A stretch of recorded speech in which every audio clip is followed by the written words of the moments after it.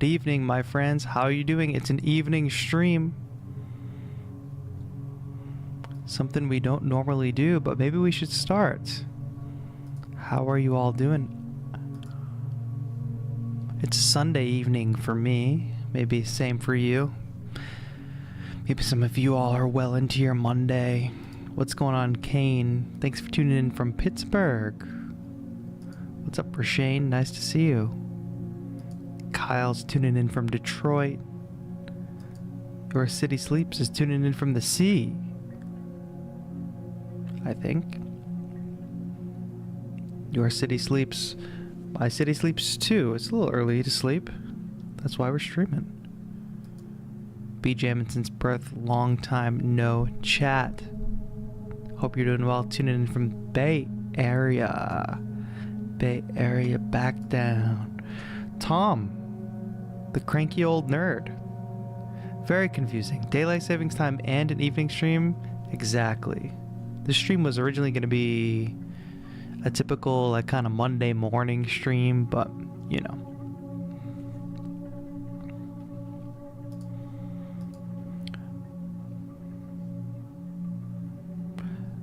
My friends, I'm not sure. I think your name is in Japanese, but forgive me if I'm totally wrong.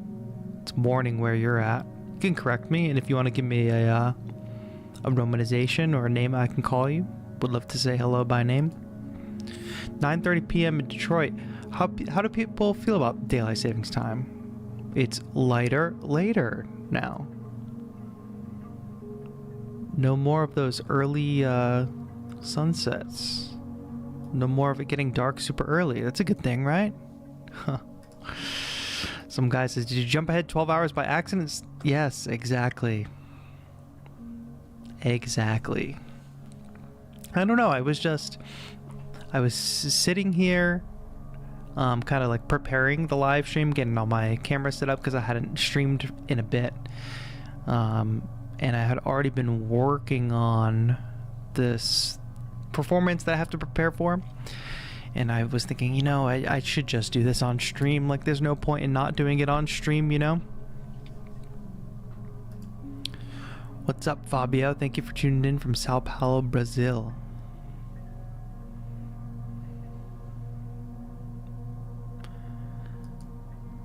I think the lighter later thing is like, it's throwing off my day because it feels like, oh, it's still light outside. There's still time for activities. I still got to be like out and active. Usually as the sun starts to go down, I'm like, okay, I can be in here in my studio. I can feel kind of locked in. But as long as it's bright outside, I feel like the world is calling me. There's other things to do. Not that I ever leave the house. I did just get back from Cancun, Mexico. I was on my honeymoon for about a week. Hence the absence. I scheduled a bunch of shorts to go up during that week, so hopefully y'all saw a little bit of that content. But how are we doing, everybody? Thank you, Your City Sleeps. Yes, we were very excited. We got married. We had a wedding in Seoul in September. And then we had a wedding in the States in January. So it was kind of a big gap between our wedding and our honeymoon, but we were able to do that, and that was fun. It's been a while since we've had a vacation that was like purely for relaxation, or we've had travel that was purely for, you know, relaxation. So that was nice. Thank you, Kane. Much appreciated. Thank you, some guy. Kind of wish they just let the seasons do the time instead of big shifts 2 times a year. Always makes the next few days wobbly. True. But with this one, I guess with this one it's more difficult to wake up, right? But since I had come back from Mexico, we were already like 1 hour off, and we went to bed early, and we kind of just completely adjusted. It's actually kind of a cheat code, I think. Unless it just worked out. I don't know. I didn't feel too groggy this morning. What is going on with this mic stand? The whole point of this mic stand is supposed to be flat, not up. But I can't help playing with it. Thank you, BJM. And yeah, it's not too big changes. I mean, my wife and I have been together for a while now. We've both lived in cities. We've lived with each other in cities where like we don't have any family. So it was kind of like a long time coming in the making. Yeah, Cancun was fun for sure. All-inclusive resort kind of thing where we just like didn't have to think about anything and do anything. I would recommend.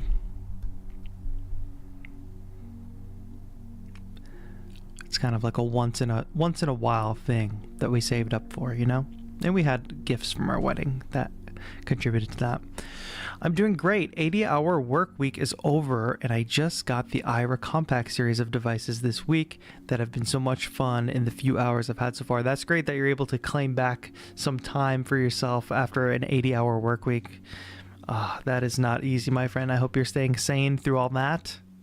I wonder which IRA devices did you get? I've got the P6 sitting right here, and the S1 is not far behind me. Apolicus, nice to see you. Thanks for tuning in. Akoji Atsuma, hello. How are you?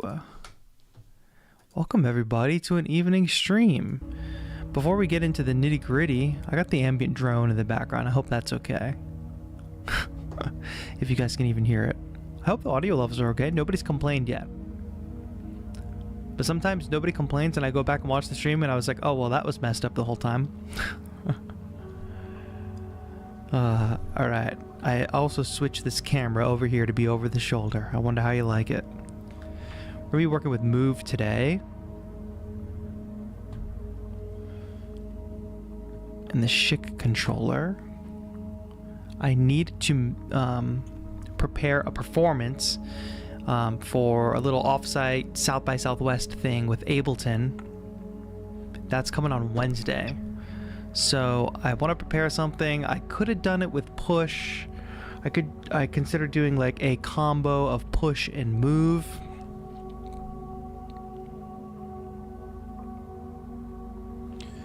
But I'm simplifying it down to be just Move, I think.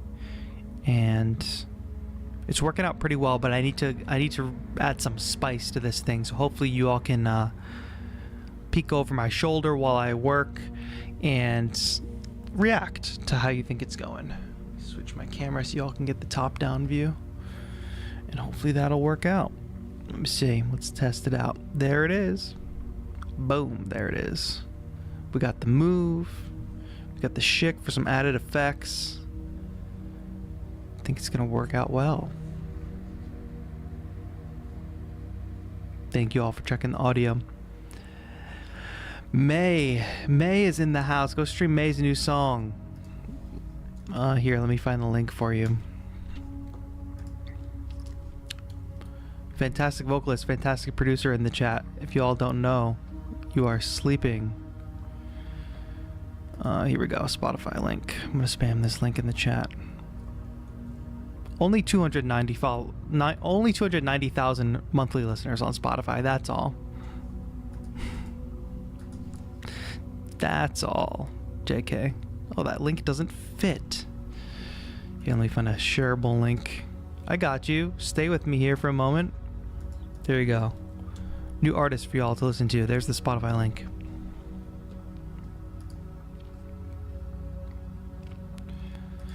Do you mostly use the drum racks on the Move? We'll get into that. I think for this particular project, no. However, drum racks are very, very powerful on the Move.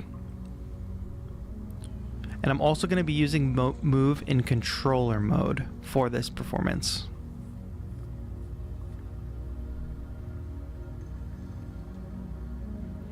But the drum racks are kind of a cheat code on Move because you've got your drum sounds, and then you can get your one shots and you can play those as instruments. So that's pretty cool. So if you basically had a bunch of drum racks here, but I also downloaded some synth tracks, and this is again in controller mode, but it's a project that was started. It's a project that was started on Move itself. That's kind of at the heart of why or how I'm designing this setup. Some guy says P6 gets here tomorrow. The T8, the J6, and the S1 are on my nightstand ready for tonight's vibe. Nice. That's awesome. Have fun with that. I mean, the way they all chain together is really smart. Just to have the basic, if you don't know what we're talking about here, talking about these little compact Ira devices from Roland. The way you can just like chain these together because they've got an audio in, a mix in, and a mix out. So if you got a bunch of them, boom, mix them in, mix them out. They have sync, so you can sync the timing. They have MIDI in and out, so you can get yourself a little cool little rig with just these tiny devices. So that would be a fun challenge to do a performance with just the tiny devices. I am intrigued by the vocal one that they have. I forget what it's called, but you can plug a mic into it. There's vocal effects, vocal tuning. I think you could have a pretty powerful rig with just a bunch of little boxes like that, which is right up my alley. But I've been loving the P6. I do often pair it with the Move. I got a video on that if you haven't seen it, but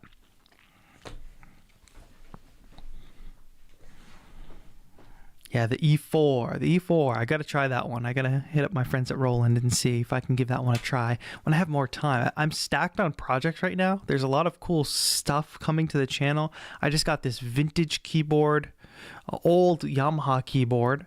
I haven't even opened it yet, but I'm going to try to make a sample library or a virtual instrument out of that. What else is coming? I guess some other stuff that I can't quite talk about yet. I'm going to be working with an AI vocal generator, you know, one of those where you can sort of like write the lyrics of the song and play out the melody almost like Melodyne, but you can choose the vocalist. That seems pretty intriguing, so that's on the way. Dave says, wish Ableton would allow saving from the desktop back to the cloud. Yes. Assuming you follow the...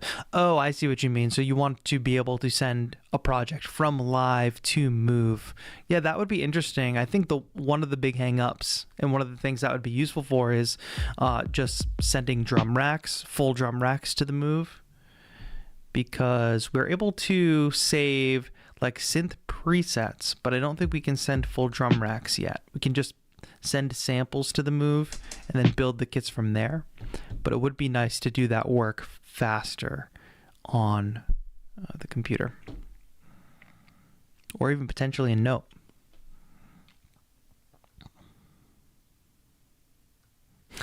A family jam on the Ira devices. That's funny. But anyways, we're here to talk about Move. Yeah, let's talk about it. So I'm going to be using Move in controller mode. And maybe I can just give you all a quick demo. I'm going to record this stream in case I want to turn this into a video later, actually. So any questions you all ask along the way this evening could potentially make a future video better.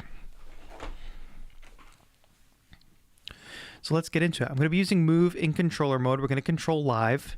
I'm going to be using the Schick knob controller to do some performance effects. I've already worked out a little bit of what I want to be doing with this setup. So here is what the Ableton Live session looks like. Let's close that side panel. It's very, very simple. I can give you a quick demo of the overall vibe that we're going to get here. Let me know how that sound is. Very mellow, lo-fi house-ish. So I've got these scenes set up that are perfect for performance. And then I can navigate around the session. I can use Move to play notes and to, of course, transition scenes. So I could launch this next scene right here. Drums drop out. Now, the thing about this session is, before we go any further, is that, like I said earlier, this was a track that I started on Move and made a demo and then sent it over to Live and fully fleshed out the song, like on the arrangement view on the timeline. But as you'll see in the arrangement view here. Oh, it actually still is here, actually. But I made a second version of this project, essentially, that is only for live performance, where I have actual scenes. Because otherwise, obviously, I'm not going to perform with this arrangement view in this way. But this is like the song across the timeline. So I'd been working on this song, and then I got the opportunity to do some kind of performance, some demo, some kind of talk at an Ableton Live, an Ableton pop-up at South by Southwest, basically. And they're totally cool. They're totally free. And they were like, you can do something on Push, you can do something on Move. And they were like, obviously Move is new this year, so if you want to do something on Move, that would be great. And I went back and forth. Initially, I was like, I definitely want to do something on Push because I can do more advanced stuff with Push, but I didn't want to overcomplicate things. And then I also wanted to take on the challenge of, well, okay, what can I do? Like, I can actually, when I get the chance to talk about this process, I'll be able to talk about having made a demo on Move, how I sent it over live, developed it more, and then that came back around again when it came time to put together a performance setup. And if we can get a good performance setup out of these two small controllers here, I think that'll be a good showcase. So that's my frame of mind. The Ableton pop-up is going to be people who are interested in music performance. Maybe they've already used live, so maybe this workflow will intrigue them. That's my goal, and then I can dig into that more during the talk. But none of that means anything if we don't put together like a decent performance to go along with it. So let's give that a try. All right, you guys are liking the sound. Thank you. I appreciate that. What's up, Shoya? Nice to see ya. I hope you're doing well. Blue asks a question. Roland, SB404 Mark II or the P6, not really comparable devices. I mean, they are both samplers. I think the big thing to ask is, like, are you looking to play like long samples and have things be like backing tracks, or are you looking to go really deep on sample manipulation, that kind of thing? The SB404 can do a lot more than the P6. If you're looking for a simplified sampling experience, which I often am, you can still be creative, you can still have fun. Works great for sequencing stuff. I prefer sequencing on this over the 404. I think that's going to be for you. I'll stop and take questions occasionally. So if I like see your question pop up in chat and I don't take it immediately, it's probably because I'm just locked in trying to get through what we're doing today with the move and such. So if I miss your question, you can ask it again later. Just don't spam the chat or anything. But I'll try to come back to questions and stuff like that. But definitely ask questions as we move along the way with Move here. So earlier this afternoon, I was kind of practicing this performance. I want to see if I can do it here with you all today. So let me lock in for a moment and try to give you a little bit of what I have so far. And my approach for this is going to be to build things up in this intro and then jump into some of those scenes. So let's give this a shot. Mic is good.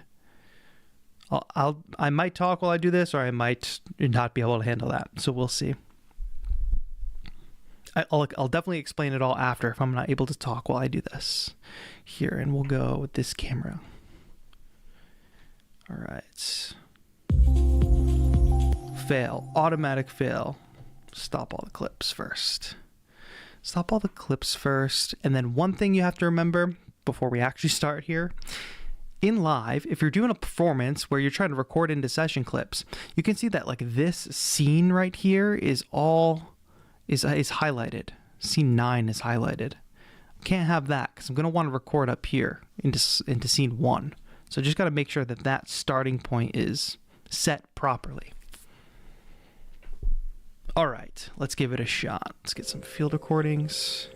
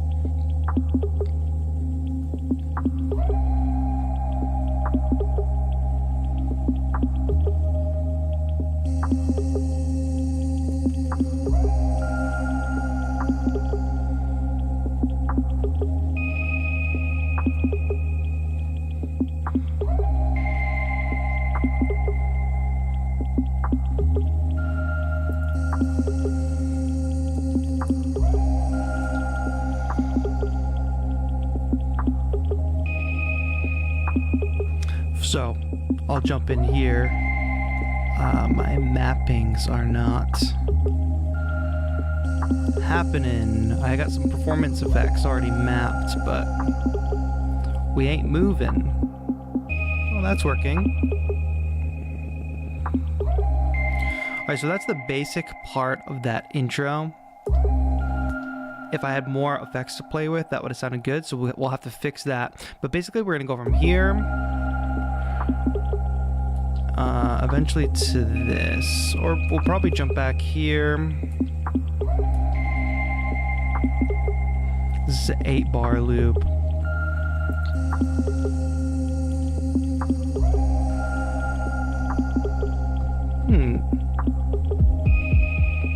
My note repeat is on. Alright, so that was a fail. And as some guy says in chat, failure is just successful learning in disguise. Okay. You're right. And this is the real process, because we gotta break some eggs to make an omelet, right? Alright, so for whatever reason my note repeat was on. I'm just gonna go ahead in live and I'm gonna delete some of the stuff we just did. Basically anything that I generate in these first two scenes is for live performance purposes. So every time we rehearse, I'm going to just delete those clips. I keep field recordings here, and I have to remember that I also have shaker loops that I can bring in. I can use those to spice up my intro as well. I basically kind of forgot those along the way. But the whole point is to build up this intro, have it be semi-interesting so people can connect what they're seeing my hands do and what they're seeing happen on the move. So we need to do that. But I think we can all agree that that intro was a little bit boring, and I think we got to move through it faster. So let me see if we can do it one more time, and I'm going to try to move it a bit faster.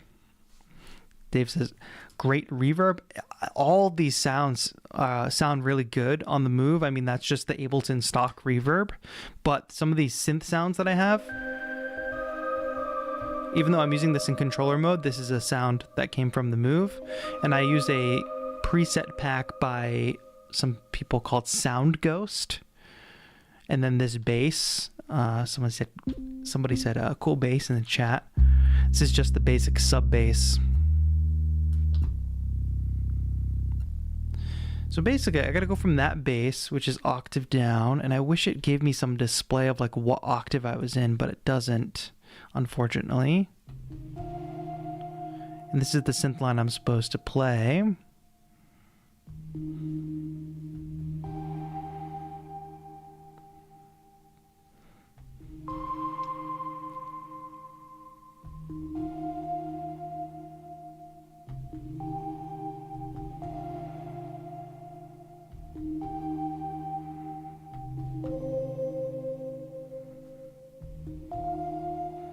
So if I can get there faster, I think we should be able to do it. Thank you, May, on the sound choice. Yeah, I've been having a lot of fun with these presets from Sound Ghost.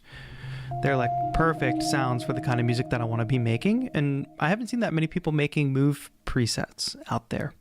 Does anybody out there have an Ableton Move, or has Move intrigued you? I know we're talking a lot about Roland stuff like P6 and SP404, but I'm curious to hear people's thoughts on the Move, whether you have one, if you don't have one, if it's a choice to have one or not have one. Curious to hear. All right, let's try again. We're going to move a little faster this time.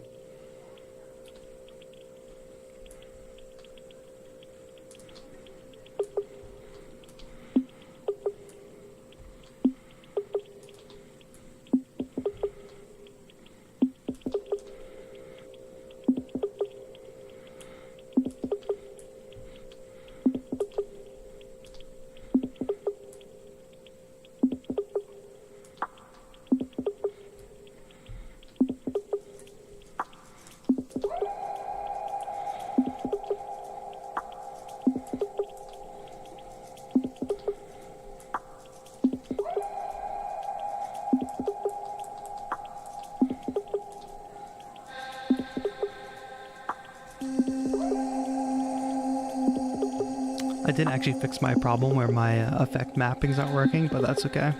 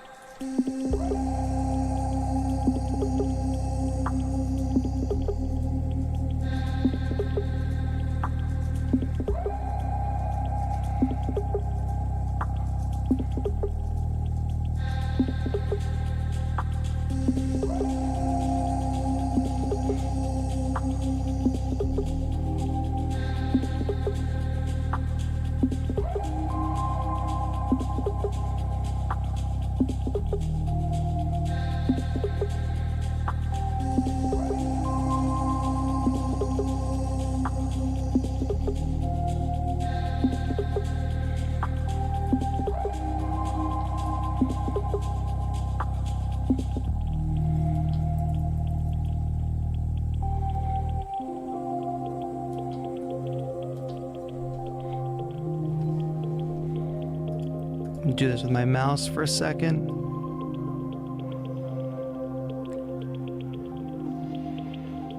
Bring this next scene in.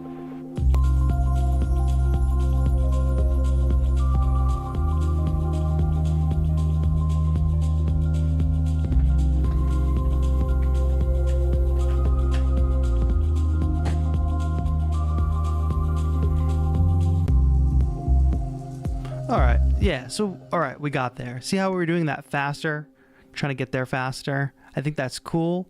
I do have my mic here because I would like to add potentially some processed vocals to that intro, because I think that is also a cool thing to see. So if we can do that, that would be good, but we can't slow down the intro. All right, let's solve the problem of this MIDI controller mapping situation, because I had mapped this stuff. And it doesn't seem to be, oh, actually, this is not even reading MIDI there. Okay, everything stopped. We'll be good to go. All right, I'll check in with you all first in chat. Tom's got a move. I have one. I use it kind of as a creation idea notepad. Some things I keep, some things I abandon, and do something else. Yeah, I was on the plane back from Mexico, and I just created this weird little sketch. I don't think I'll turn it into anything, but it's nice to just have a creative activity sometimes, even if it's not going to have an end result, not get turned into something. Better than scrolling on a phone, better than, I mean, there's nothing wrong with if you want to scroll on your phone or if you want to watch a movie, like a more passive activity, but I think it is nice to have these active options. I always have envied visual artists with their sketch pads. This is kind of gets close for me, the move. Fabio bought one 3 months ago. I'm loving it. Nice, Fabio. Pair it with the Korg mini log. Oh, very, very cool. So you run, do you just like jam with them together, I guess? And I wonder if you like run them into audio interface together or something. Love Mine, finally no friction from Groovebox to DAW. I mean, that's a huge highlight. All right, so we got quite a few Move users in the chat. Love Mine, finally no friction from Groovebox to DAW. That is huge for sure, because even we were glazing up the P6 earlier. There's no way to get like your patterns off of this. Like you can't just drag and drop the MIDI in. You can't drag and drop the projects out. I just did a video of a mix and match video where I was using the SP404. They have stem export. That's like the easiest thing. Like if you don't have an actual Ableton Live export, I guess stem export is fine. Resampling synth sounds is fun. I see, Fabio. Nice. I'm a noob. Why not a Novation Circuit track? Novation Circuit tracks. That's a good question. I think I have not had a lot of luck finding sounds that I really like on the circuit tracks. Now, I'm not a sound designer either, but I also haven't found many sound packs that I've really liked on the circuit tracks. But maybe that's a worthwhile video to talk about comparing it to the Move, because I do like the workflow of the circuit tracks. The workflow of the circuit tracks is very, very very fluid. It's very similar to Ableton Live in the way that you build up patterns. They've got built-in side chaining. You've got the drum tracks, and then you've got the two synth tracks. 2 synth tracks is kind of limiting. I mean, here on the Move, at least, when you're doing Move standalone, you can have 4 synth tracks if you want, but usually I would have 1 drum rack and 3 other synth tracks. So there's pros and cons. It's worth analyzing for sure, though. For this right now, we're using Move as a controller, and the way we're using it, jumping between session view and note mode. Other DAWs other machines don't really have that fluidity of a workflow. They could have done that. Novation could have made an Ableton Live control surface, virtual control surface kind of set up for circuit tracks. I made a video about that a long time ago called "This Could Be a Push Mini, but It's Not," or something like that. And that just feels like a huge whiff. But I don't know if there's anything that goes into that. I don't know if you have to get like permission from Ableton to make a control surface for a device. I don't know. The business side. All right. I got to remember that I got to go to bass. And then when I come back, I got to go up 2 octaves. So we start down 2 octaves. Then we have to go back up.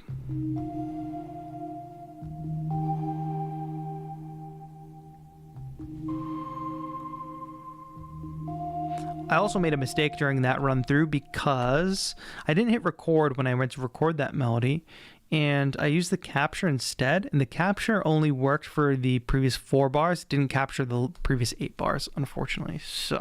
Or the previous 4 before that.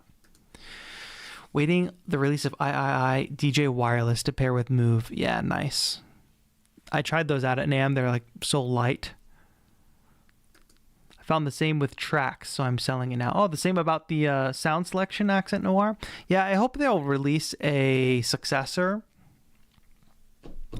It's not even that they need a success. I guess it's probably the synth engine. I mean, I don't want to speak out of turn because I'm not a sound designer. I assume that, people who do sound design can make the sounds that they want on the circuit tracks, but I don't know that for sure because I didn't hear anything. I can't get a sound this beautiful out of the circuit tracks.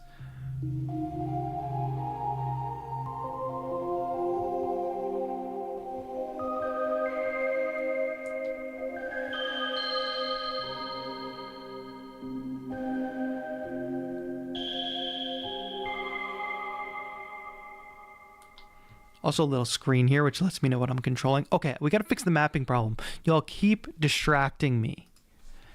All right, something is happening here where I'm not getting a MIDI signal, and I think it's actually my USB hub, which often fails. Let's try this again. All right, here we go. Everything is resetting because I unplugged and replugged the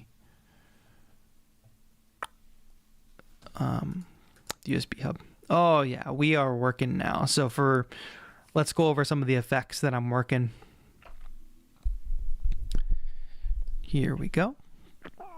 All right, so I got some performance effects. What's interesting is you cannot, as far as I know, map these macro knobs on the Move, which is a little frustrating. You can, however, lock Move to a device, which could be useful. But for now, I've started mapping some knobs on here because I want a little more customization. I'll talk about what all that means anyway. Let's get a scene playing here. So I got this Transit 2 effect.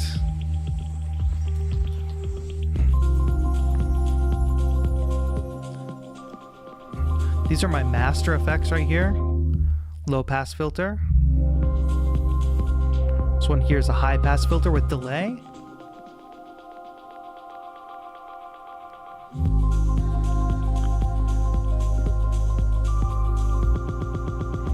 Top is a 16th note. Beat repeat, the next row. Just effects for my drum rack.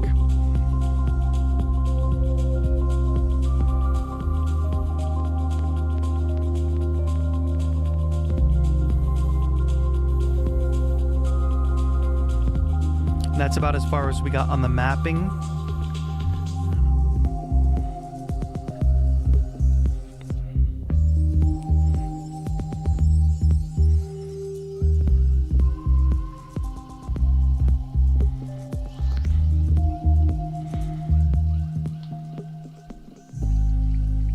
All right, so that's the level of jamming that I want to be getting into with those knob controllers there. It also makes it so you can do things with your hands that isn't necessarily always playing notes.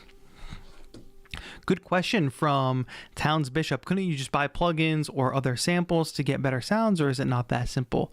Yeah, because we're specifically talking about standalone devices right now. So we're talking about the Move versus the Novation Circuit Tracks, which are both like standalone groove boxes.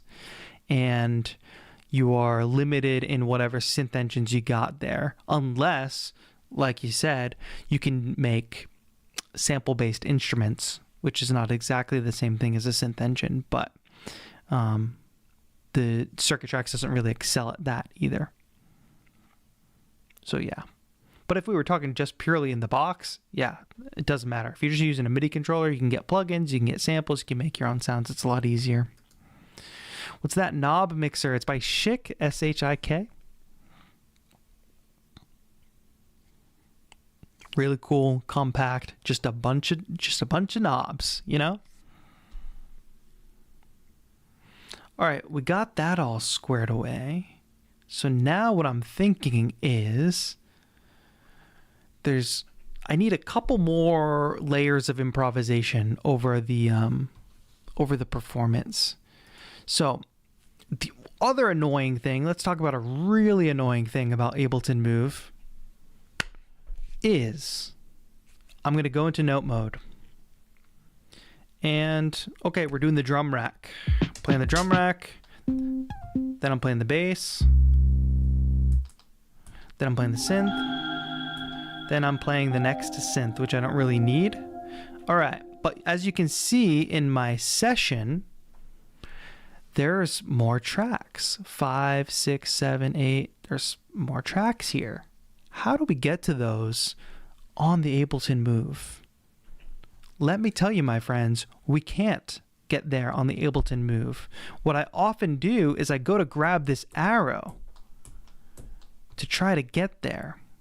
But what this arrow gets used for is scrolling through your clip, so you can use the step sequencer. The only way to get to the next tracks on Ableton Move is to actually click on them in the software, which is not a huge deal if you're just doing like a production session or whatever, but for performance, that's hugely annoying. So as soon as I click here on track 5, it gets worse though, by the way. I clicked on track 5, as you can see. So now I have control over track 5, 6, and 7, which are audio tracks. So it doesn't matter. We can't play notes on them anyway. But let's say they weren't. Let's make MIDI tracks. But if you notice something on the Ableton Move, what you'll notice is I've got track 5 selected. Let's make another MIDI track here just for safekeeping. Track 5 is selected, then track 6 is here, track 7 is here, and then what's over here? Nothing. So I don't know why the next 4 tracks aren't visible here. I don't know if it's a bug, if that's intended, but now I can't navigate to the next 3 tracks without clicking.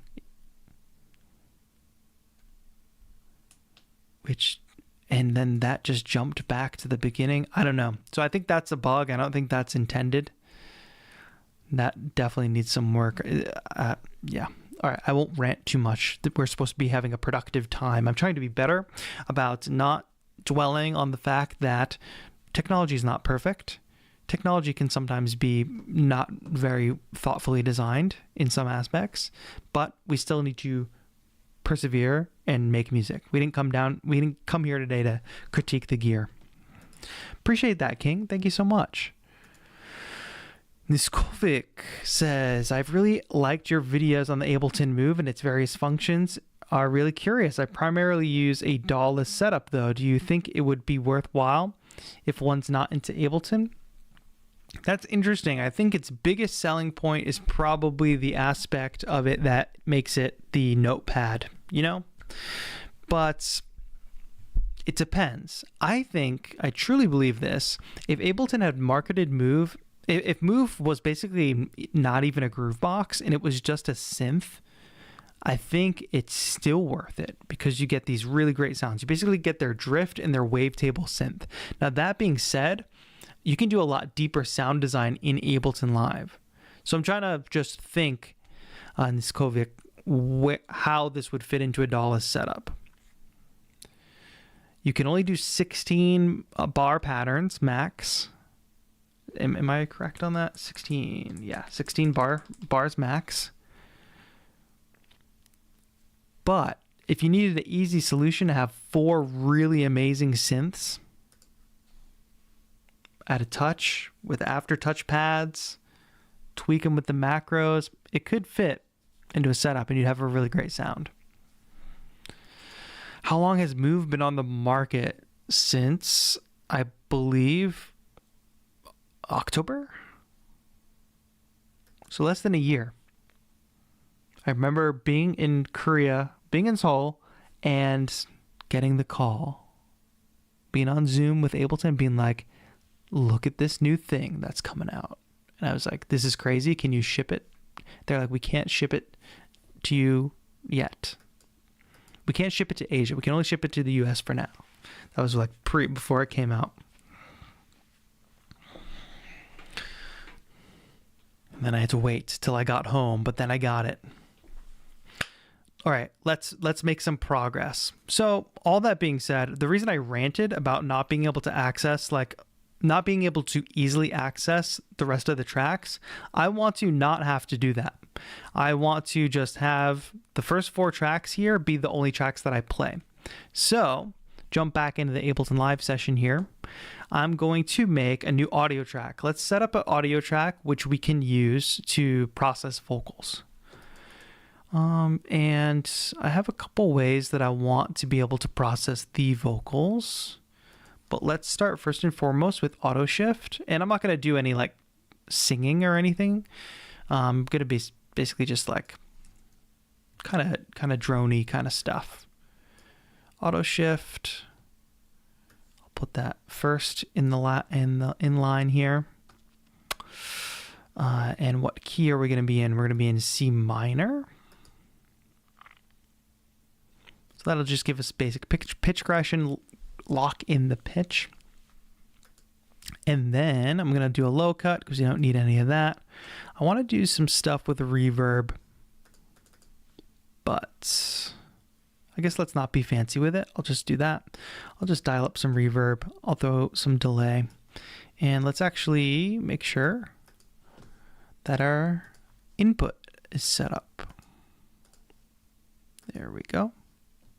Could use the Move microphone if I really wanted to have fun, but that feels kind of silly in this kind of setup situation. Oh, let's turn monitoring on. Ooh. All right, that works. Now what I'm going to try to do, I'm going to launch one of these scenes. Turn that fader, turn that knob down.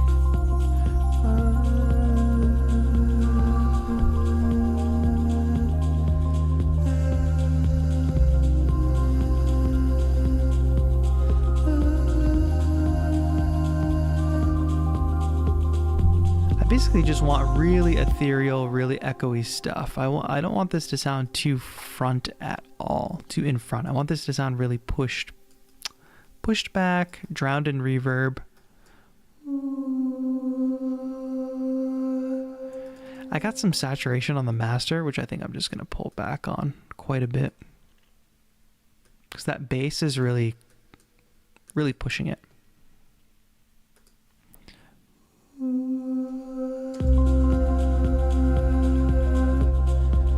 The other reason this vocal is really sticking out right now is because it is not being sidechained and everything else is. So, or most things are.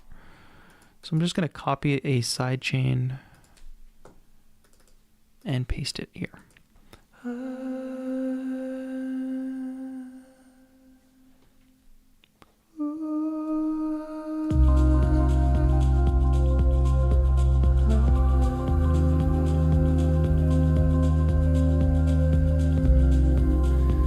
to turn up my headphones a bit.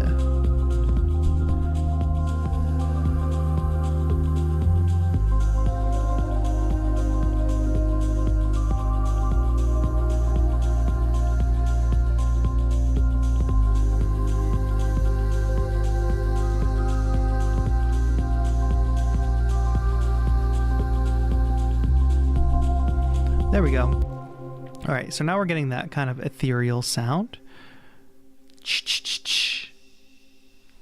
But I got some more tricks up my sleeve for that. Let's continue. Buffer shuffler. This is a really fun device, but it's also really annoying sometimes because here, let me get the device in the spot that I want it to be. Let's have it be before all that reverb and delay. What this does is it takes incoming audio and it kind of chops it up. It can reverse little chops of the audio. It can do more than that, but it can like mute specific steps. Imagine it like a step sequencer for incoming audio. I guess I'll just demo it. And what I'm going to do is I'm going to turn on dice, which is going to randomize this as the clock plays. The reason I say this device is kind of annoying is because every change that it makes, like when I run the clock, you're going to see it change. Every change that it makes becomes a part of the undo history, which is really annoying. All right. But listen to how this affects. And I'm actually going to map this really quick. I'm just going to map this dry wet here for now. We can change that later. All right, let's do this.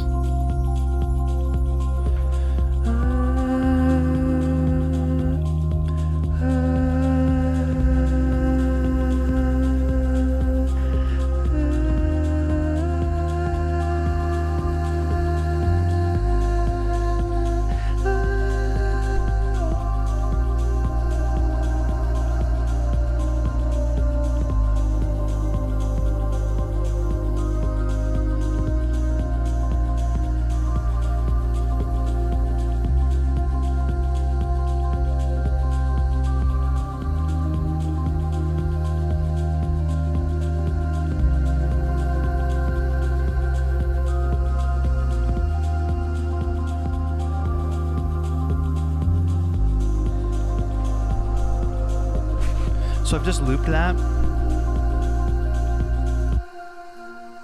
Let's just examine what the buffer shuffler is doing. If I turn that completely off, you're just going to hear my droning voice. If I bring this all the way wet, you're going to start to hear it get chopped. And stutters. Which I think is cool. I think it's getting a little washed out by the reverb. Not sure if I want to pull back on that yet.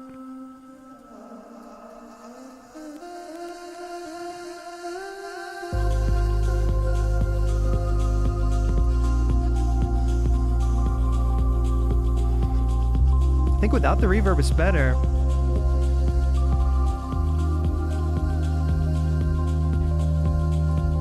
What do you think? Washy with the reverb or a little more of this kind of dry sound? I can send it to a reverb in parallel so that it doesn't totally wash it out.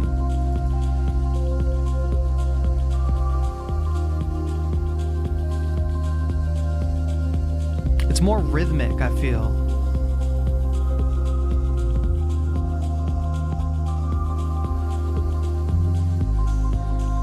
And now I could also do this in 16 steps instead of 8, and let's hear how that affects it.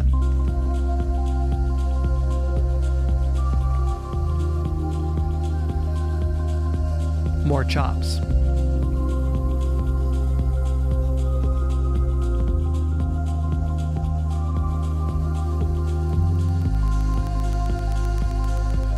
Freeze. I don't think there's a benefit to the 16 steps. What do we think? What do we think?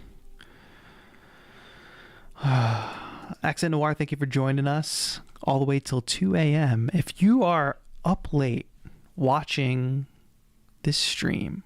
Thank you. Thank you so much for tuning in. And if you're just tuning in and you don't know who I am, my name is TAETRO. Hello. Welcome. It's an evening stream. Normally I'll often stream in the mornings, but I kind of like this vibe of streaming at night, so maybe we'll give this a try more often.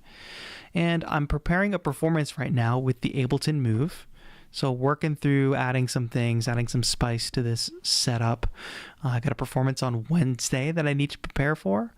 We're almost there. It's coming together, but you know, we're doing well. So any questions that y'all might have along the way could be related to this, could be unrelated, but go ahead and shoot your questions if you got them, or just say hi. If you're out there lurking in the chat, we're a very kind community here, so don't forget to say hi. If you do want to support the channel, there's a join button below the video, or at least there should be. Maybe it's not available on mobile, maybe it's only on desktop, I don't know. But if you join the channel, you can become a member, you can get access to members only content. I actually just put up a members only video today. You can also get into our Discord with that. So if you want to support, if you just like my work, becoming a channel member is the way to go. Those people with the cool trees next to their name in chat are channel members. Hail Nomad is not tuning in late at night. He's tuning in early in the morning. Asia time friendly stream. That's right, my friend. I'm glad you could join. Good morning over in Thailand. Is that where you're located? Chops are great. Thank you, May. I like the dry. Thank you, Niskovich.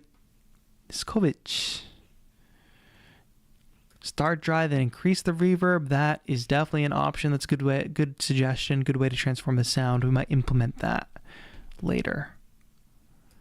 It's 6:28 p.m. in Arkansas. 9:30 p.m. in Texas. Yeehaw! Do you prefer the Schick controller to the Launch Control XL? It's a good question. For just a straight up blank slate, I've been really enjoying the Schick controller. It's also like more compact, if that matters to you. But I would say Launch Control is also an excellent controller. And also you get the advantage of components by Novation. AK is Alaska? What is Arkansas? AR? That's crazy. Thank you for tuning in from Alaska. That's crazy. What's the vibe in Alaska? Here's my reference point for living in Alaska. I liked the show True Detective, the latest season of True Detective. I love this idea of towns that are just like in the freezing cold. You can't do much outside. The groceries come in like on a basis that makes like everybody's got to survive, you know, like it's not like the grocery stores are fully stocked. That's my vision of Alaska. I assume that's not how all of Alaska is, like Arctic living basically. Put me in check on that. 2:28 a.m. in Portugal. Thank you for tuning in, my friend. Late awake, up in 5 hours. New subscribers. I'm making a lo-fi channel. The name is I don't like to spam. Nice work. Learning to create possible free ones. I didn't understand everything about that, but cool that you're on your musical journey making lo-fi beats.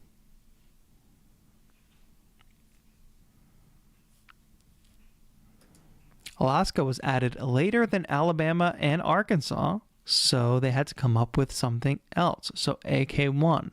Look at that. The cranky old nerd brings in the trivia. We love to see it. Can I delete a clip from Move? All right, that's where my mind went. I can. That's pretty cool. It's like so many good things about the way the Move integration as a controller works, and then so many mind-boggling things. Okay, so in review, we have now vocal processing capabilities. I thought we did, but it's because Buffler Shuffler is on.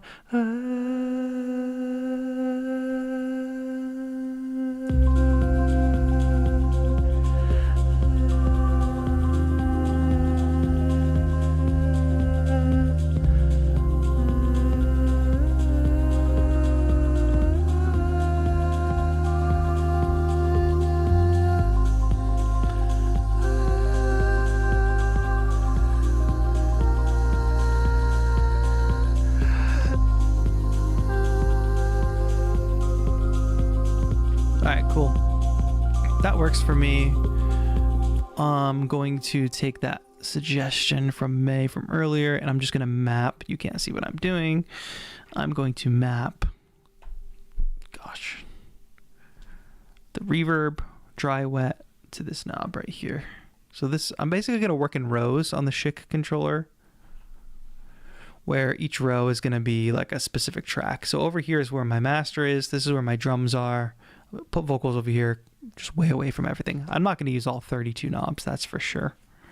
All right, so now we can, or did I do that wrong? What did I just do? Oh, I think I did it right.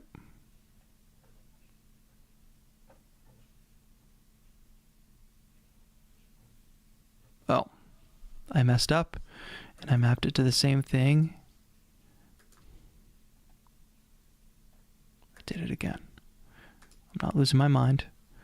Bear with me. That's the trouble with an evening stream. Oh, hell, Nomad has got the Move as well. Loving the Move, switch on and straight into creativity mode. You don't even have to think about picking any specific hits. That's true. Like, I do go in and pick sounds, but sometimes just starting with the template that they give you automatically, which I believe they added more variations of in the latest firmware update, is very cool. You can just jump right into it. I wish they would implement something like that for like Ableton Live, like a random template that you could just open up and it would load like 4 new sounds every time. It's cool to start that way versus a totally blank slate. I'm wondering, Hale, how your usage of push has changed now that Move is in the picture. All right, this Kovic is going to correct me on the Alaska front. It's normally much warmer than normal. Climate change, nice. That's both bad and good, I guess, for you. It's generally bad for everybody, but you know, you get warmer weather. And in the summer, it's very green. Lots of berry picking and hunting. Not much of a groove/synth scene. Outdoors is pretty great, though. Oh, there should be like a nature-connected music scene out there. Maybe you could start it.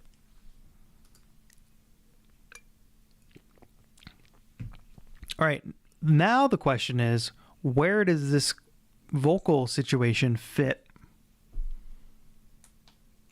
in the scheme of things? And you know what is annoying? Actually, it's not that annoying, but let me just point this out at least. So when I'm using Move, I can jump up between my different MIDI tracks, right? And I get note mode. I can play the different instruments. Well, now my vocal is on track 4, but when I click this button, it doesn't arm the track. However, I can arm it from... Oh, I can't arm it from here? This doesn't make any sense.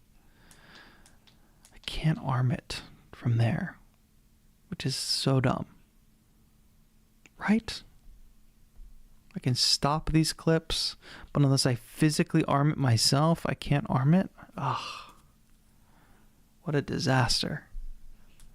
Because this is for... What is this button for? This just selects the track. Ugh.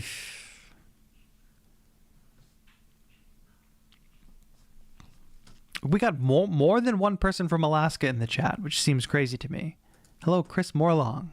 Any other Alaskans in the chat? You want to show yourself? All right, I guess there's not much I can do about that, but we can be janky about it, and we can map a button. Let's see. Am I crazy? Is there a way to do this and I just don't know? That's it, I guess. All right, well, what I'll do instead, because that's a big problem, is I will use a encoder or knob to do that. So now when this crosses 12 o'clock, we are armed. It's kind of dumb, but it's what we can do for now. I think, sometimes when you're working with gear, things are kind of dumb and janky. But the limitations of this setup is like if I could just show up somewhere and this was the only setup I had to travel with to do some kind of performance, then that's pretty cool to me. So it's not always about the most optimized or the best thing at all times. Like you could come up with like the best setup, the most efficient setup, but that's not how life works, I think. But anyway,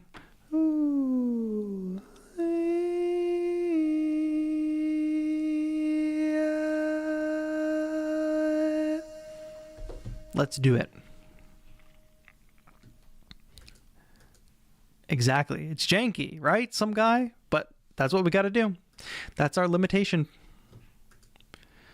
All right, let's get this going. Let's do another run through. I'll try to incorporate the vocals this time. Is this view okay? This view seems to make the most sense. Actually, probably this view makes the most sense. So you're seeing mostly gear and not my face. And then I saw her face.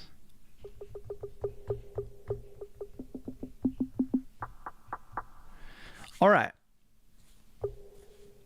Let's give it a shot. Start with clip launching here. Oh, this is interesting. My shakers have moved. So I need to pull... Sorry, just arranging that so I can see my shakers on the clip view.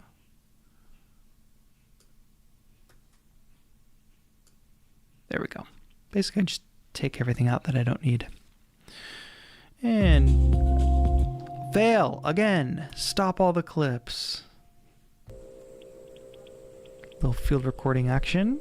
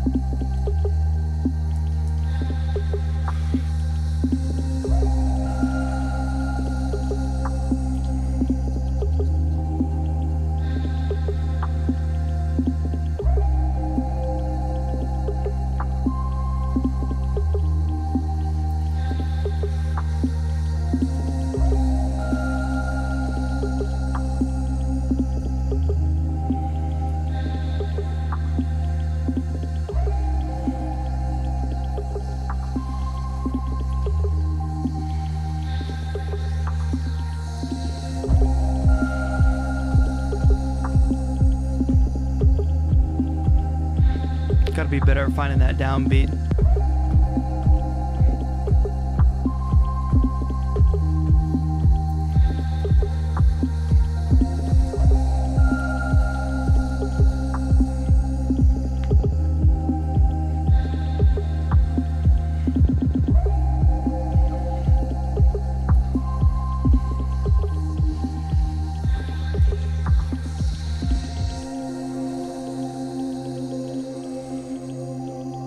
All right, now we're in the clip launching part here.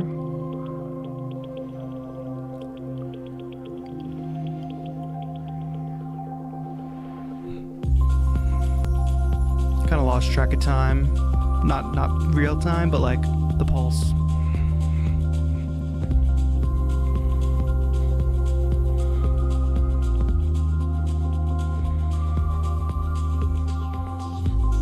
But I need something to improvise with here. Like I could just jump back and play this synth.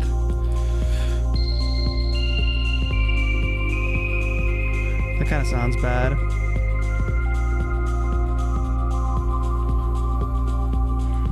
I gotta jump back here and launch that scene. So I need a better way out. Okay. So far so good. I think the vocals incorporated nicely in the intro. Let me know if you agree or disagree. I think it would be smarter to record the vocals into a different clip slot, because let me talk this out. If I record the vocals into this clip slot, as I did right here, vocals are right there, then anytime I launch a scene down here, they're just gone. So I could record them into this scene, makes them more easily accessible as I move down the set.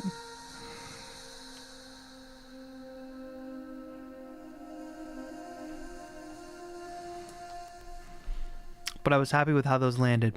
Now the other mistake that I made was, or the thing that I'm, I guess, wondering whether I should pursue this or not, is playing that 4 to the floor kick.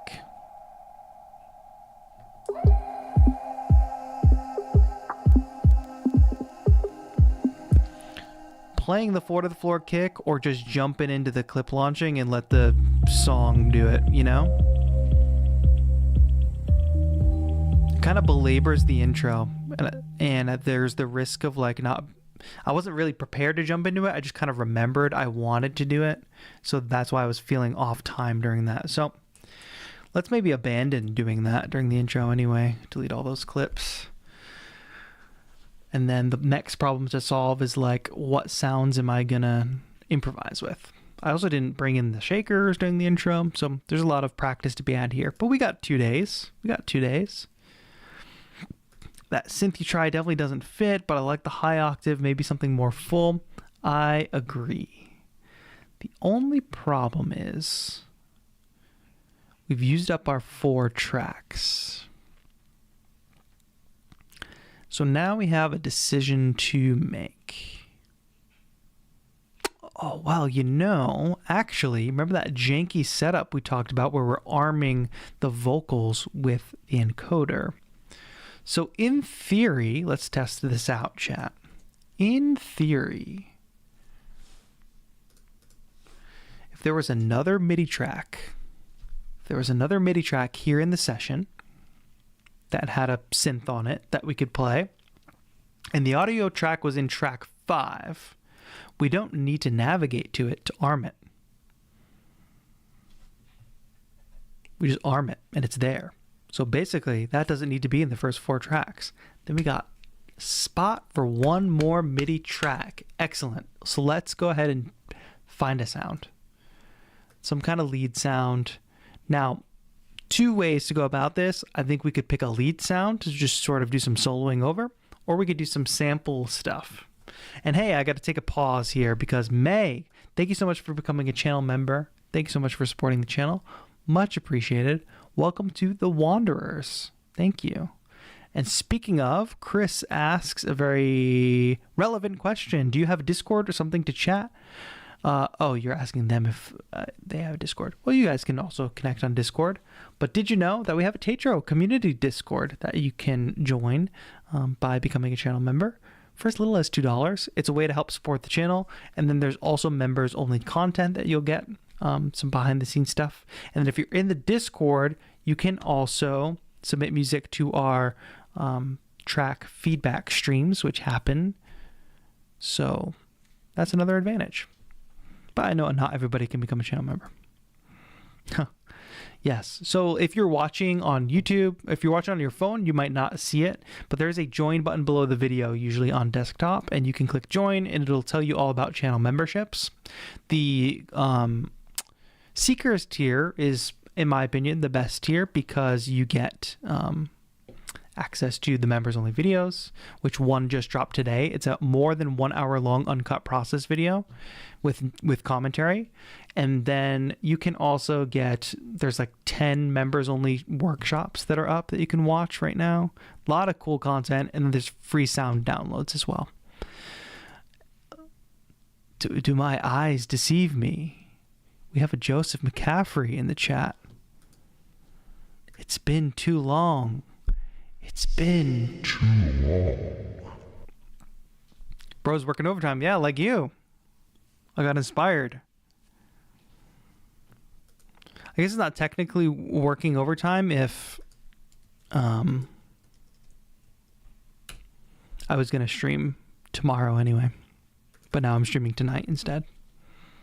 Just getting ahead. Getting ahead on the week, you know? We got a lot of preparation to do. You all can spam the, if you're a member, you can use the Joe's Show emote in chat, which like the people out here now, I mean, Hale's here, but I think a lot of people don't even know Joe. That's how long it's been. Okay, but I need to stay on this. Let's not lose too much focus here. Not a member. Oh, not a member, just a mod. Cancel the membership. We love to see it. Making big bucks over there in LA. But can't be a channel member. All right, I need a good lead sound. Can't even spam myself with that stream. You're not a member, so you can't use the member emotes. It's crazy. Can't even spam myself. Let's just throw something like this in here.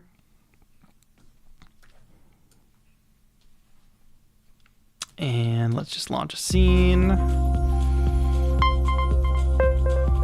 It's a little loud, but can fix that.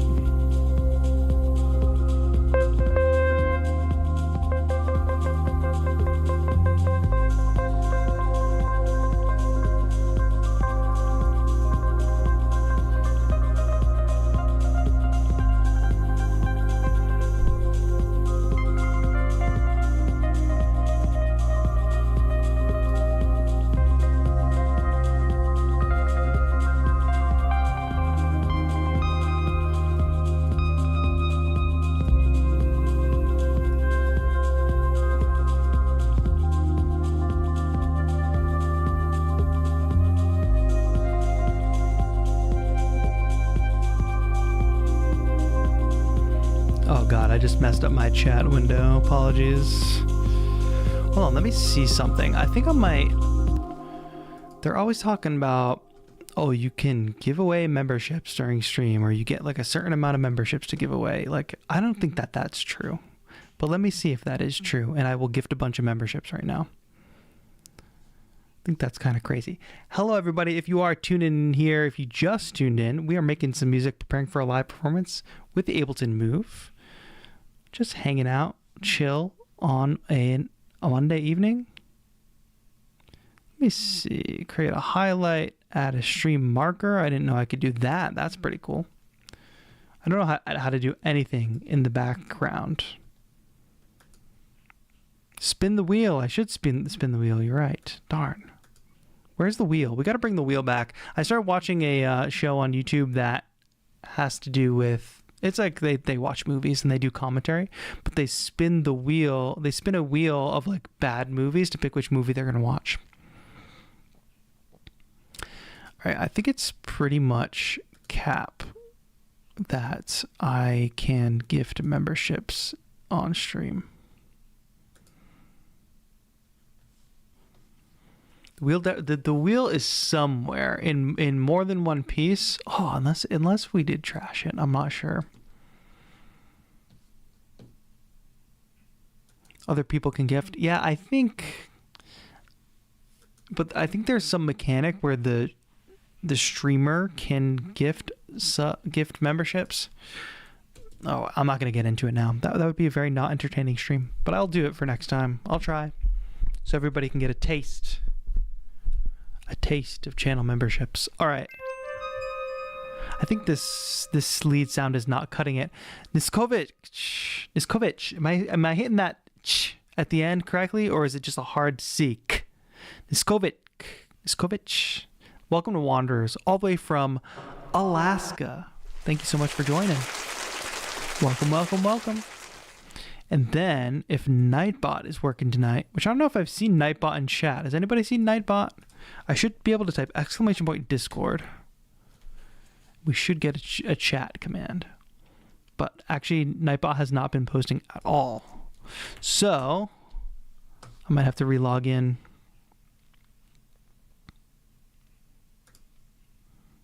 Can we do this in real time? We're back. We're back to doing just mechanics of the stream live on stream. We'll get back to the music making in just a moment. Nightbot wants access to my Google account. I'm not sure about that, so I'm not doing that right now. But when you become a member, there's a little info page that will have a link to the instructions on how to connect to Discord. Basically, you just go into Discord, connect your YouTube account, and then you'll be able to get back in. Nightbot wasn't ready for a night stream. It doesn't make sense. You're the Nightbot. Nightbot only works during the day?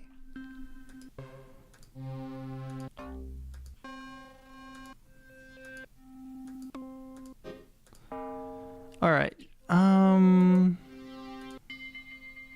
A bell kind of sound? Let's see if that works. No, doesn't at all. I do like these just straight up electric piano sounds, but everything is an electric piano in this song at the moment. So I want to find a little something like another electric piano. All right, the preset is it's just too loud. Or too high octave.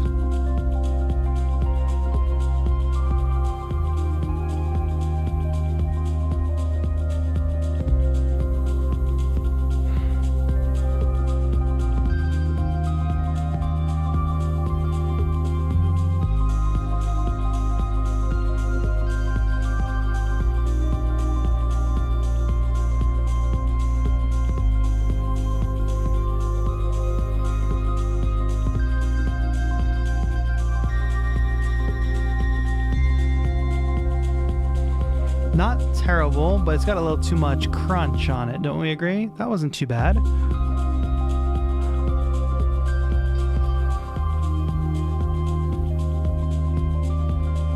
Get a little delay on that. I think it'll sound a little better.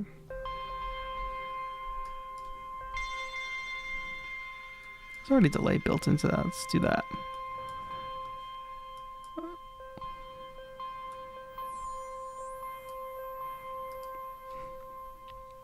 I could be using the Move the whole time. That could also be part of the performance though, so that's good.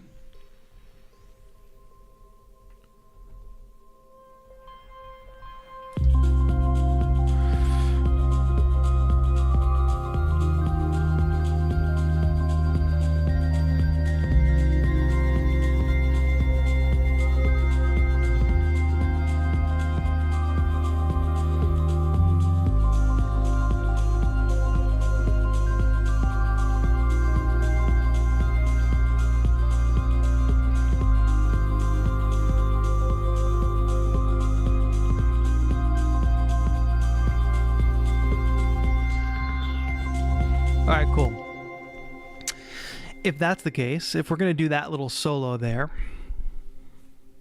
if we're going to use that as our solo instrument, we're not going to have enough time to change clips. So let's set up some follow actions. If you don't know what follow actions are, instead of me having to launch the next scene, I can tell Ableton Live that after these clips are done, or after they've looped for a certain amount of time, go to the next scene. You can do a lot more with follow actions. You can have them stop. So lots of different things you can do. But I'm going to use the follow action on each of these clips to play the next scene. Now this clip is 16 bars long. So I assume we're only going to go for 16 bars. I think. But I gotta double check that all these clips are 16 bars, because if one is shorter, We don't want it going to the next clip early, before all the other clips, if you know what I'm saying. So I think that will play out here with these shakers. These shaker loops are only 2 bars long. So I need a follow action, and they can't just move to the next scene after 2 bars. That wouldn't make any sense. They instead have to play 8 times. If my math is correct, 2 times 8 is 16. Okay, we got to do this with the field recordings as well. Follow action. These field recordings are long, so that's fine. And then this guy right here is only, oh, this should be 16 bars long. I think I moved that earlier. Transition sounds just not going to loop, so that doesn't matter. And then we're good. So then you can see that these little arrows, you see these little play buttons, they have little lines in them to show that there is a follow action happening. Oh, I skipped one. Follow action. Okay, and now this is crucial. I actually need to go back in and change this. If there's no clip for it to play next, it won't just stop. You have to tell it to stop. So since there's no clip for this one to go to, I need to make the follow action be stop and not play the next one. So I'll repeat that for all of these as well. Double check this field recording. That's playing a next clip, so that's fine. This one is going to the next clip. All right, we might have done that correctly. So you can see that as soon as I hit play, these automatically start flashing.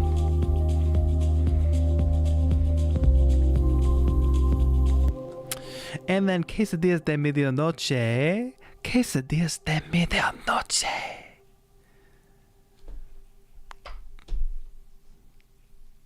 That sounds good to me. I did not know we could program Ableton like that. You can. Follow actions. They're very, very powerful. You can see you have a bunch of options here. It can play the previous clip. It can go back to the first. You can randomize it. It's very, very useful. Because basically, if you know your song structure needs to be a certain way, there's really no reason for you to be launching clips. Like if your song is meant to be the same way every time, then don't bother launching clips. If you need a little wiggle room, if you want to do a little more improvisation, by all means do it. But if you have a set song structure that you're trying to hit, why bother? Just set up the follow actions. Okay. And you can see that what is flashing on screen right now is the next action that will happen. So this clip, there's no next clip for it to play, so it's just going to stop. This clip is going to go from here to here. All right, let's demo that. Let's go here. This is after we've done the intro.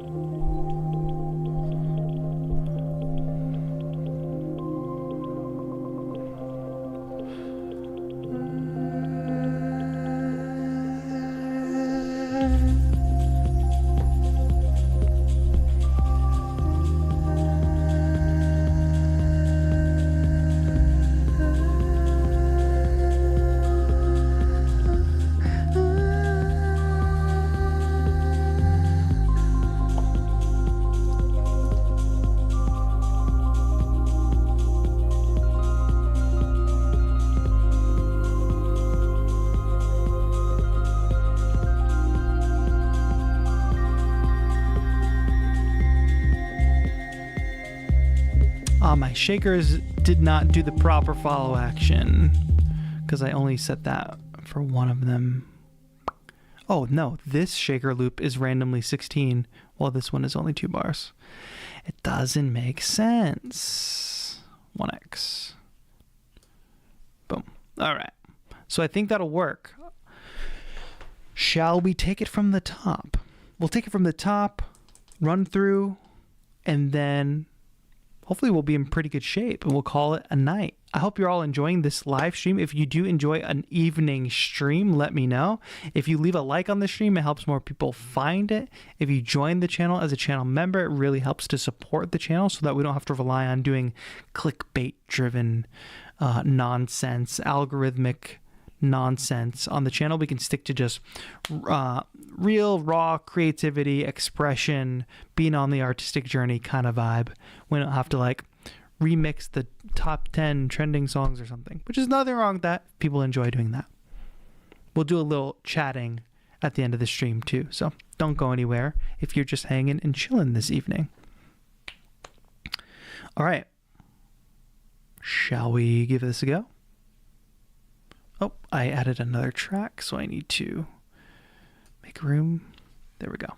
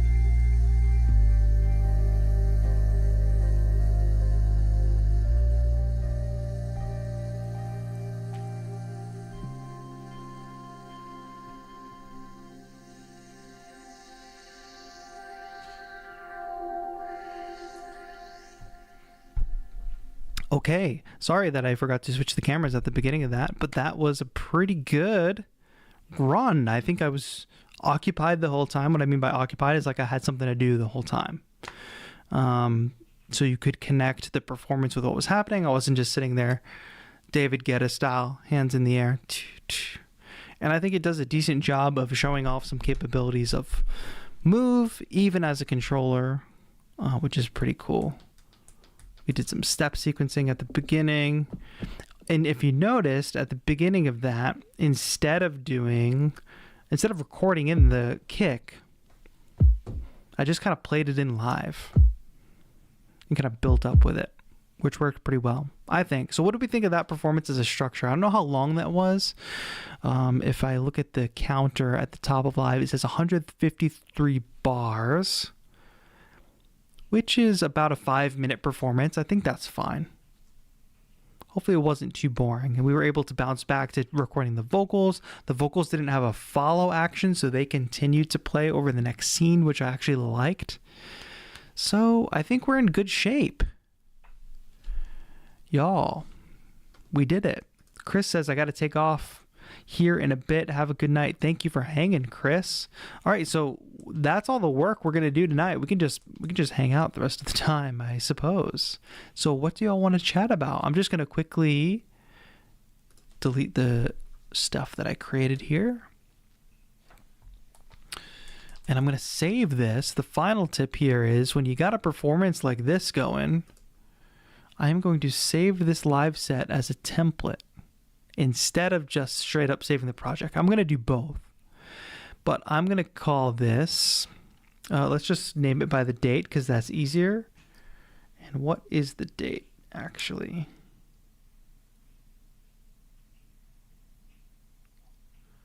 Check. Wait, that's so crazy. My watch is showing same time for Central Time and Eastern Time, which doesn't make any sense. And the whole point of that was to figure out what the date was. Today's the 9th. So I'm going to say 0309 Move Live. So now what happens is anytime I want to play this live set, I can just open up that template. So anytime I need to restart and play again, I open up the template instead of having to go in and change things. Now I did notice some things did not stop. I got to make sure this template is set up properly. See if I've set this template again. I'll rewrite that.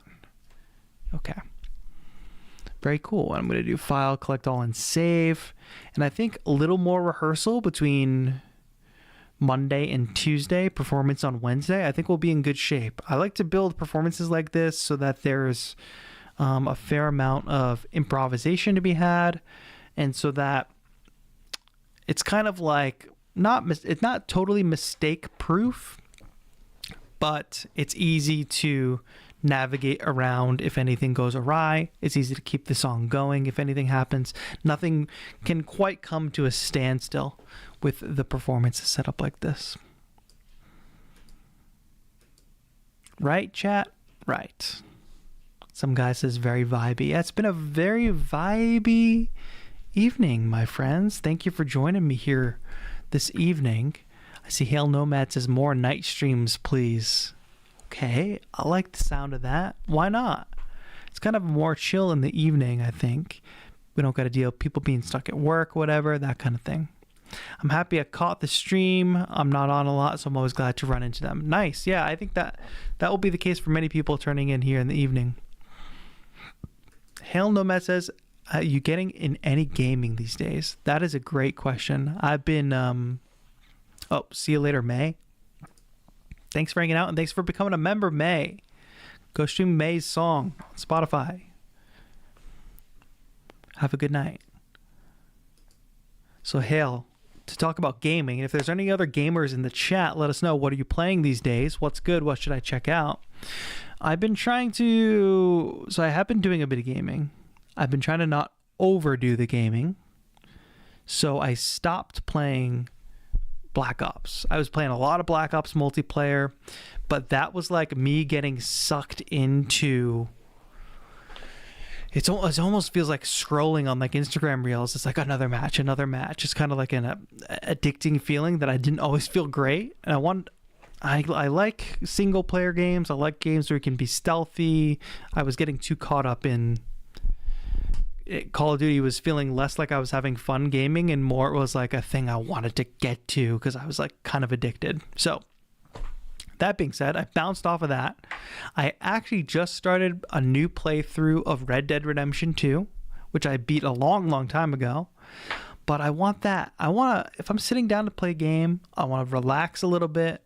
Going through that open world where just random cool shit can happen, or you can just be out in nature, is like kind of cool to me. And let me tell you, on this recent trip, on my recent honeymoon, my Vita is dead because I played it on the plane until it died. I've been playing a game called Killzone Mercenaries, which is a first-person shooter. Very good game on an old handheld. It's like you're a mercenary soldier, typical first-person shooter kind of situation. But I just played a full stealth mission in this game. So like to me, like stealth missions and first-person shooters are where it's at. Or if you can play a first-person shooter in a stealthy way, because you can actually like do some strategy. It's not just about running around shooting.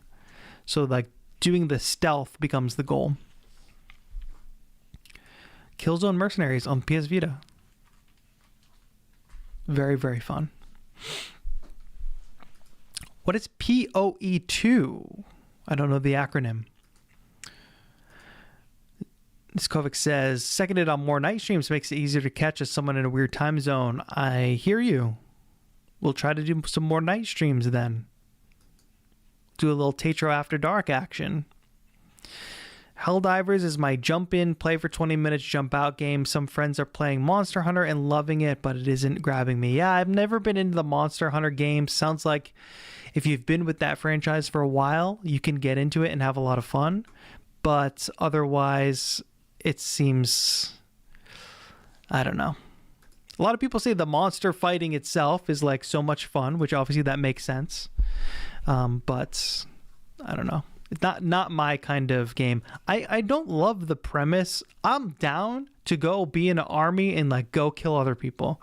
I don't love the premise of like going out and killing these big majestic creatures. Which is like the whole point. Get a little cozy. Let's get a little cozy ambient music going.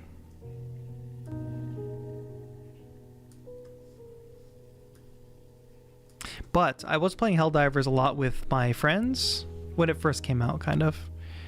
Which that was the most fun multiplayer game with friends that I've had in a while. I wonder how the state of the game is these days.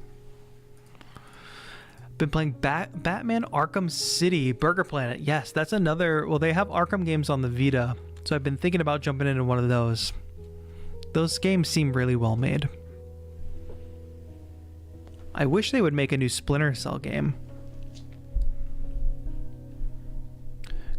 Cyberpunk is a game that is huge. I've played through it multiple times. I love it. I'm not ready to jump into another playthrough just yet. But in terms of like stealth, first-person shooter, you can play like almost every mission stealthy, and that's what makes it fun for me. Action RPGs, Last Epoch, Path of Exile 2. Nice. A lot of people are hyping up Kingdom Come Deliverance 2 as well. And that game looks really immersive. But I don't love the medieval setting. But I might love it just for the straight up immersiveness. I don't know if I'm ready. I'm not really trying to dive that much into a game like that. But, you know. My computer couldn't handle Monster Hunter, so I decided on a gaming break and spent money on music gear instead. Hey, not bad. Wait, what? Did I miss what PoE is? What is PoE2? PoE2. Oh, Path of Exile. Sorry.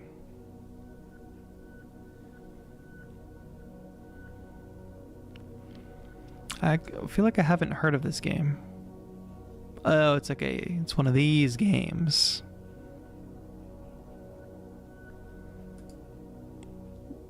a Warcraft type beat. Like build up your stuff and then an army comes and fights and you have to have lumber and gold to build things, that kind of vibe. My friends play League of Legends. I'm definitely not into that. It doesn't seem like they have much fun when they play that. Do you fly drones? I have a drone. I don't fly it often. One time I flew a drone into a power line and that kind of... I'm just like worried about crashing the drone, but I guess there's no difference between crashing the drone and never flying the drone. I also think the footage doesn't look that great on my drone, so I should fly it some more. Pontoni Morales. Hello from Colombia. Enjoying your stream a lot. I've never played Red Dead Redemption 2. It's great that you want to start a second playthrough. It's actually awesome that you're into gaming. I didn't know that about you. Yeah, I love playing games. I have PlayStation. I got Xbox. I've tried PC gaming. All my friends play on PC, but I like to sit down at my TV with a controller and play a game. And I also, like I said, really like single player games. For my friend group to play games together, it has to be just the right thing. And like I said, they're all into League of Legends, so they're obviously going to prefer that. But the new Elden Ring, what is it called? Elden Ring Night something? That multiplayer game that's coming, I think a group of friends is going to be down for that.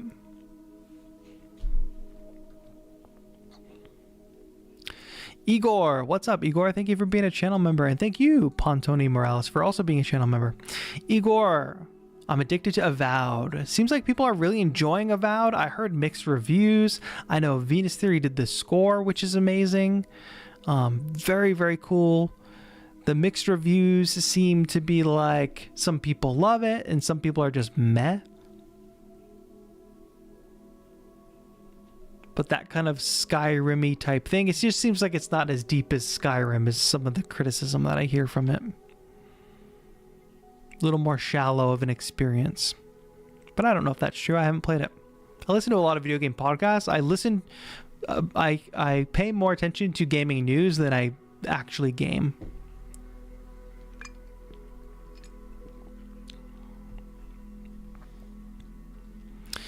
Oh, some guy, you play the Cyberpunk tabletop game. That's pretty cool. I always was interested in that. One time my friend group tried to play Dungeons and Dragons and I don't think we got further than the character creation part. But I do like watching some podcasts that I like do D&D, and that's a fun thing to watch.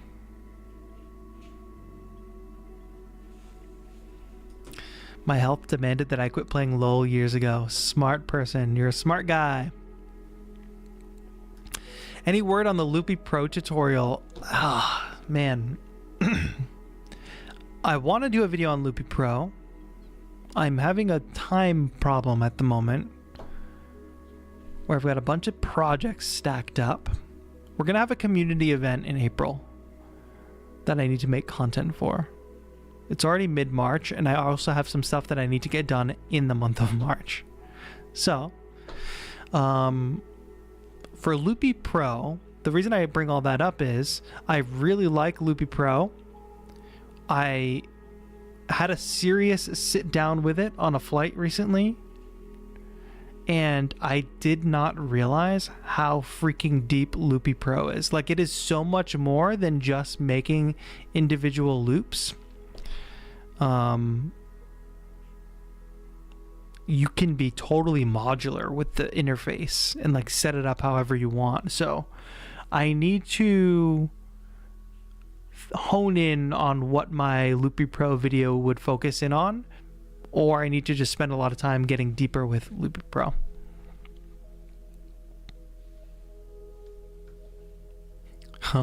Some guy says, I hear there's a great time management video in the member section. Yes, I need to utilize better time management. I'm trying to have good time management. The problem is I've taken on quite a bit of work for this next couple months,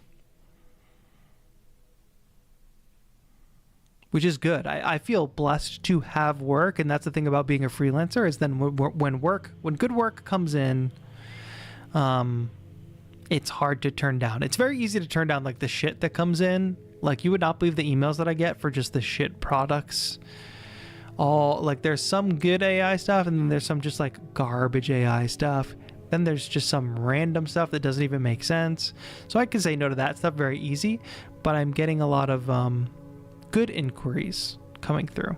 And I feel very blessed about that as a freelancer. And so when the work is coming in, you got to jump on it when the good work is coming in. So if I could apply one of my sponsorships, one of my rolling sponsorships to a Loopy Pro video. That would be the best solution. I could probably do that. I'll figure it out. I'll rewatch my time management video and I'll get back to you. But Burger Planet, if you have any direction you want to set me on for the Loopy Pro video or key things to check out and play with, let me know. Back to the gaming talk. Diskovic says, been playing Witchfire early access. You kill undead and creepy folks. It's an interesting vibe. Let me Google that. Witchfire. Oh, looks like a Souls game, kinda.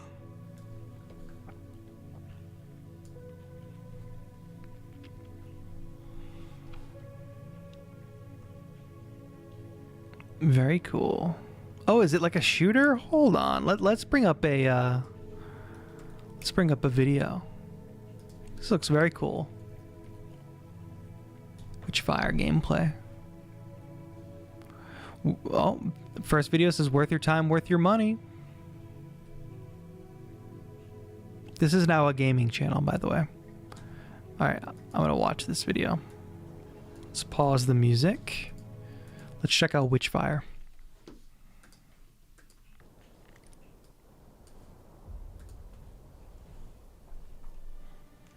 This is cool.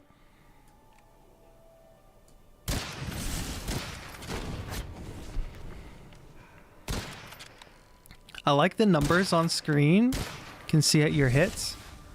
Although right off the bat, these enemies look a little spongy, right? Hold on, chat. I gotta find my chat window. I put the video over, you guys. Come back.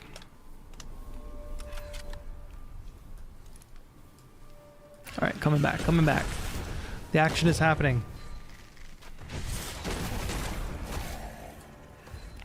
Shooter roguelike kind of thing. Interesting. I've never really jumped into any roguelikes. It seems very intimidating.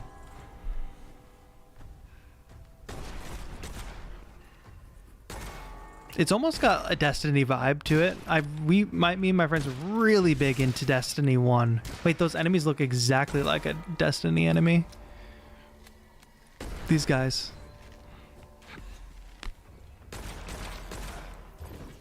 Looks a little dark. Maybe that's just my screen.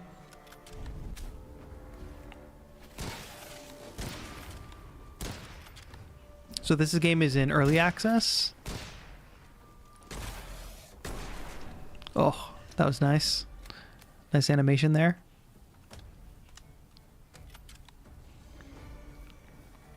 Those just seem kind of sandboxy though, right?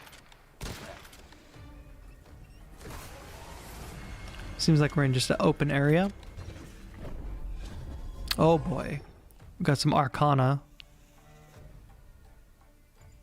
This looks like a very simple skill tree situation. Just like columns of skills that you can unlock. Alright, I like it. It looks cool. Big fan of shooters, and it's cool that it's almost like a fantasy... dark fantasy setting with guns. That could get me into the fantasy stuff. But it is getting late. We've been live for just about 2 hours. Thank you for tuning in here on this Sunday night or Monday morning, depending on where you are in the world.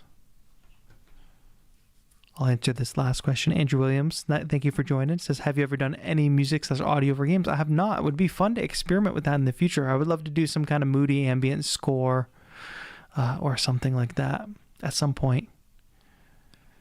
Yeah, that would be cool. All right, y'all. That's all.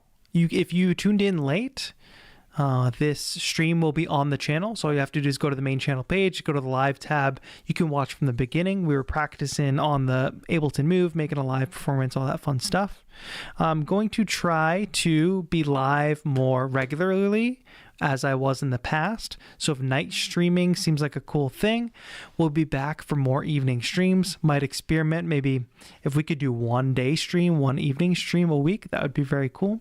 But I don't know, I'm going to keep it all in flux. I'll report back. But if you are in our Discord server, I'll keep you all informed. I am also on Threads and on Instagram, so that's another way that you can keep up. And I do post when I go live in case you're not sure when that happens, or if YouTube doesn't notify you, because YouTube kind of sucks at that stuff. But that's all. If you want to leave a like on this stream on the way out, it would be great. More people can find the video later. If you want to join and become a channel member, we got lots more members only content back there and members only downloads. So seekers can get, there's a brand new 1 hour uncut commentary video, music making process, very educational. And then there's also a free download that is available until it's basically the February download is still available, and then we'll have a new download towards the end of March. Saying new download each month for members at the Seekers tier. That's like sounds, samples, etc. Don't sleep on the members only content. But that is going to be all for now, everybody. It's green. It's broken. Why is it green? All right. Talk to y'all soon. See you on Instagram, Threads, and back here on live when we come back. This has been TAETRO. Have a good one.